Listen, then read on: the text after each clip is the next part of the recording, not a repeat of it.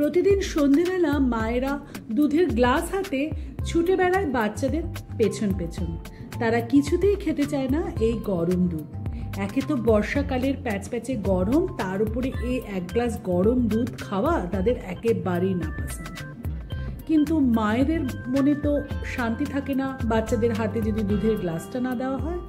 আপনাদের জন্য নিয়ে এসেছে একটা দারুণ রেসিপি। দুধ সে গরম হোক কি ঠান্ডা, দুধ তো দুধই হয়। আপনাদের জন্য আজ আমি নিয়ে এসেছি ফ্রেশ দুধ দিয়ে তৈরি আইস ক্যান্ডি মিল্ক পপসিকল।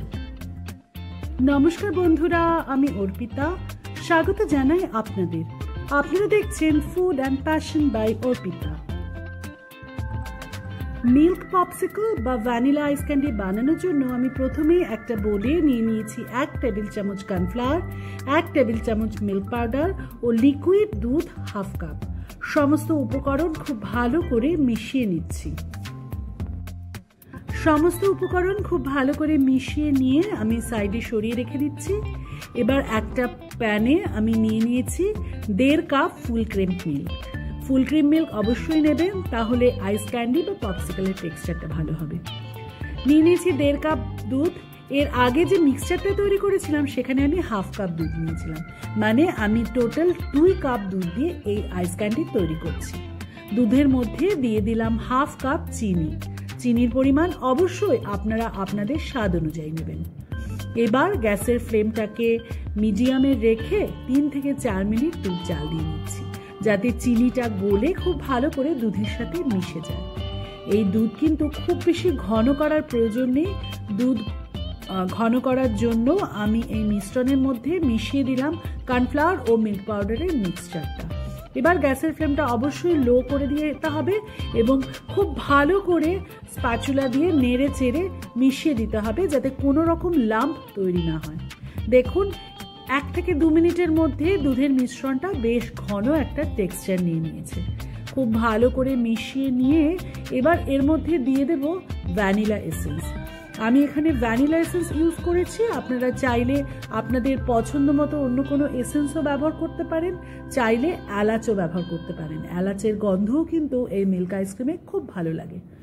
সমস্ত উপকরণ ভালোভাবে মিশিয়ে দিলাম। এবার আমি দিয়ে দিচ্ছি 2 টেবিল চামচ ফ্রেশ ক্রিম। ফ্রেশ ক্রিম তো এখন বাজারে খুব ইজিলি অ্যাভেলেবেল, তবে আপনারা যদি না চান নাও দিতে পারেন। তবে আইস ক্যান্ডির টেক্সচারটা ফ্রেশ ক্রিম দিলে খুব ভালো আসবে। আইস ক্যান্ডি মিক্সচারের মধ্যে আমি ফ্রেশ ক্রিমটা খুব ভালো করে মিশিয়ে দিলাম। এই সময় কিন্তু গ্যাসের ফ্লেম আমি অফ করে দিয়েছি। গ্যাসের ফ্লেম অন রাখার কোনো প্রয়োজন নেই। এবার ভালো করে মিশিয়ে দিয়ে দেখুন টেক্সচারটা একদম হোমোজিনিয়াস হয়ে গেছে, মানে সমস্ত উপকরণ খুব ভালো করে মিশে গেছে। ব্যাস, আর কিন্তু এখন কিছুই করার নেই। পুরো মিশ্রণটাকে ঠান্ডা করতে দিতে হবে। খুব ভালো করে ঠান্ডা হতে হবে, যেন একেবারে রুম টেম্পারেচারে চলে আসে। দেখুন, 1 ঘন্টার মতো রুম টেম্পারেচারে রেখে দিয়েছি। মিক্সচারটা একদম ঠান্ডা হয়ে গেছে আর বেশ খানিকটা ঘনও হয়ে গেছে। এবার নিয়ে নিয়েছি আইস ক্যান্ডি মোল্ড বা পপসিকল মোল্ড। মোল্ডের মধ্যে আমি চামচের সাহায্যে ঢেলে দিচ্ছি। আপনারা চাইলে কিন্তু এই মিশ্রণের মধ্যে চকো চিপস দিতে পারেন, টুটি ফুটি দিতে পারেন, আপনাদের পছন্দ মতো জেমসও দিতে পারেন, আপনাদের পছন্দ মতো যে কোনো কিছু দিতে পারেন। আইস ক্যান্ডি মোল্ডের মধ্যে মিশ্রণ ঢেলে দিয়ে আমি একটা অ্যালুমিনিয়াম ফয়েলের টুকরো নিয়ে ওপর থেকে কভার করে দিচ্ছি। এবার একটা ছুরি দিয়ে আমি অ্যালুমিনিয়াম ফয়েলের ওপরে একটু একটু করে কেটে দিচ্ছি, যাতে আইস ক্যান্ডি স্টিকটাকে খুব সুন্দরভাবে সেট করতে পারি। এই মোল্ডে যে আইস ক্যান্ডি স্টিকটাকে দেওয়া হয়েছিল সেটাই আমি ব্যবহার করেছি। আপনারা চাইলে বাজারে কিনতে পাওয়া যায় আইস ক্যান্ডি স্টিক বা আইসক্রিম স্টিক, সেটাও ব্যবহার করতে পারেন। ব্যাস, আর কিন্তু কিছুই করার নেই, শুধু 10 থেকে 12 ঘন্টার অপেক্ষা। ডিপ ফ্রিজে রেখে দিন আর অপেক্ষা করুন। আপনাদের কাছে যদি আইস ক্যান্ডি মোল্ড বা পপসিকল মোল্ড না থাকে তাহলে কোনো অসুবিধা নেই। আপনাদের কাছে এরকম কাগজের চায়ের কাপ তো থাকে, সেই চায়ের কাপের মধ্যে মিশ্রণ ঢেলে একই পদ্ধতিতে ছোট ছোট টুকরো করে কাটা অ্যালুমিনিয়াম ফয়েল ওপর থেকে দিয়ে দেবেন। ছুরি দিয়ে খানিকটা কেটে আইসক্রিম স্টিক বসিয়ে দেবেন। একইভাবে 10 থেকে 12 ঘন্টা ডিপ ফ্রিজে রেখে জমিয়ে ফিরে আসছি 10 ঘন্টা পরে। দেখুন আইস ক্যান্ডি একদম ভালোভাবে জমে গেছে।